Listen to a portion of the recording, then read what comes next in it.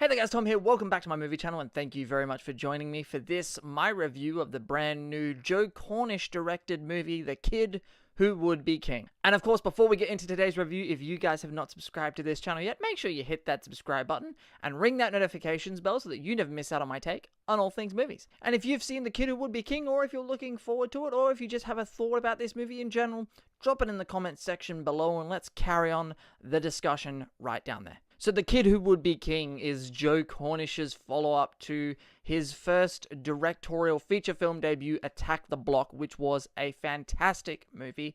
And he's now directing this film, which is a modern retelling of the King Arthur story. We follow our hero, Alex, a young schoolboy in modern day, who thinks he is a descendant of King Arthur when he discovers a sword in a stone and pulls it and then has to raise an army of school kids to defeat an evil demon dragon lady. Now, first of all, let's get this right out the way here. This movie is straight up a kid's movie. It is. But it's not just a kid's movie. It's an entertaining movie in general. This is a fun, charming, modern take on the lore of King Arthur.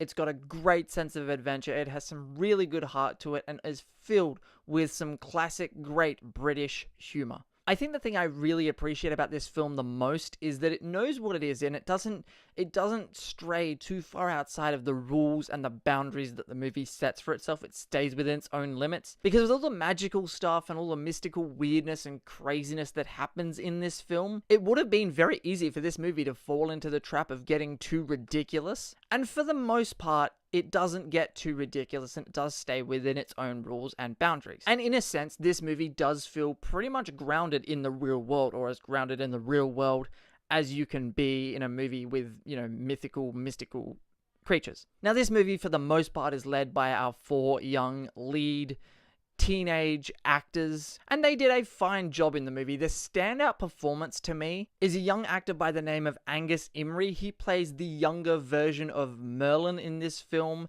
If you've seen the trailers, you know that Merlin, of course, the old wizard, is played by Patrick Stewart in this film, but he has to disguise himself as a young school kid to help our protagonist Alex on his journey. And young Merlin is like the best part about this movie. He's the funniest, he has the most charisma in the film out of all the child actors, but I also feel like he's probably the best pure actor among the rest of our cast. Not to say that the rest of the kids were bad in this movie. They weren't bad. There was no real bad performances in this film, but he was just sort of, you could tell that he'd had a lot more acting experience. But speaking of acting experience in this film, Rebecca Ferguson, without giving too much away, plays the villain of the film, and she is like this evil queen, demoness lady. And from the moment she started speaking and the moment her character appeared on screen, I just got horrible flashbacks to Enchantress in Suicide Squad. Now, granted, she didn't do a stupid dance, but the way she spoke and the way her character was portrayed and the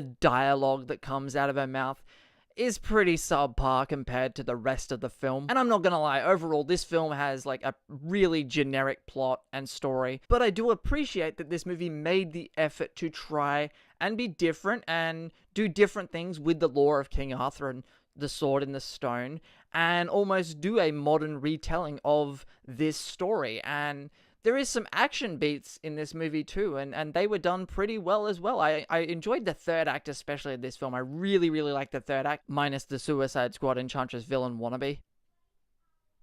And again, that really sucks because it's Rebecca Ferguson, and she's better than that. Anyway, guys, that will do it for this quick review of The Kid Who Would Be King. Thank you very much for watching. If you have seen this movie, jump down in the comment section below.